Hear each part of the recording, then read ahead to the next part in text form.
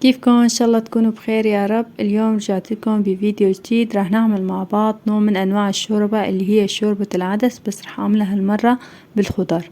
اول شي تابعوا الفيديو للنهاية ولا تنسوا تشتركوا بالقناة وتفعلوا زر الجرس. وهلأ خليكم معي حتى نبلش بالمقادير.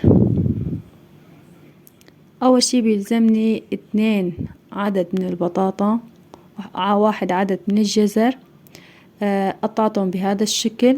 وتاني شي بيلزمني 2 كوب من العدس، راح اغسلهم كتير منيح.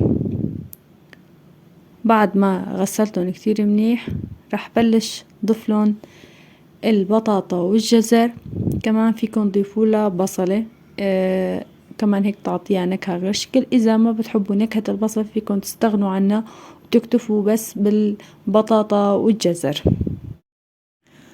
وانا هون ضفتلن البصل مثل ما قلت. هذا الشي بيرجع لكم، اذا بتحبوا نكهة البصل فيكن تضيفوه، اذا ما بتحبوا فيكن تستغنوا عنه تكتفوا بس بالبطاطا والجزر. بنحطن على نار وسط وبس انسلقوا عندي راح نزلهم من على النار. بس بعرف انه البطاطا والجزر صاروا تمام راح طفي النار تحتهم وبلش اضربهم بالخلاط او بالبلندر مثل ما لكم شايفين.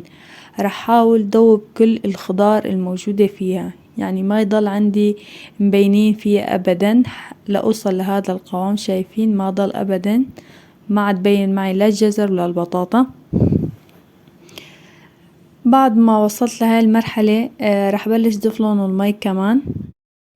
ضفتلن تقريبا 1 لتر من المي. طبعا ما ننسى التوابل، عنا هون الكركم وحمض الليمون والكمون والملح ومكعب من الماجي، كمان بتعطيها هيك نكهة حلوة وطيبة. ومنحطن على النار ومنضل نحرك فيها حتى يصير عندي قوامن سميك شوي. هلا بالعادة نحنا بنساوي شوربة عادية بدون خضار، بس هاي المرة حبيت اني اجرب هاي الطريقة كمان ارجيكم اياها بالخضار. بتعطيها هيك نكهة غير شكل وطعمتها غير شكل بتكون. وطبعا فيها الخضار خضار كتير مفيدة للجسم خاصة بالشتاء كمان. وهيك صارت عندي الشوربة جاهزة تقريبا. عم فضيهم وان شاء الله الف صحة وهنا يا رب.